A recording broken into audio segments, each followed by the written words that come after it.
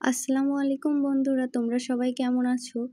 নিশ্চয়ই তোমরা সবাই ভালো আছো। আমিও অনেক ভালো আছি।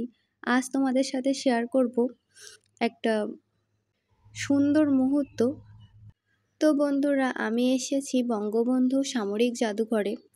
এখানে অনেক রকমের অস্ত্র আছে, আরও আছে যুদ্ধের সময়কার বিভিন্ন জিনিসপত্র, যেমন যুদ্ধের ট্রাঙ্ক, যুদ্ধ বিমান, বিভিন্ন গাড়ি আর কি।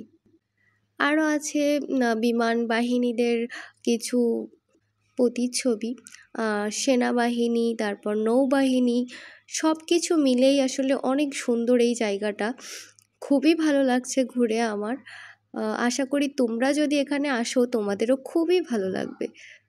অনেক সুন্দর জায়গাটা। কিছুক্ষণের জন্য মনে হয়েছিল যে আম, যুদ্ধের সময় না জানি কি কেমন ছিল আমাদের দেশ।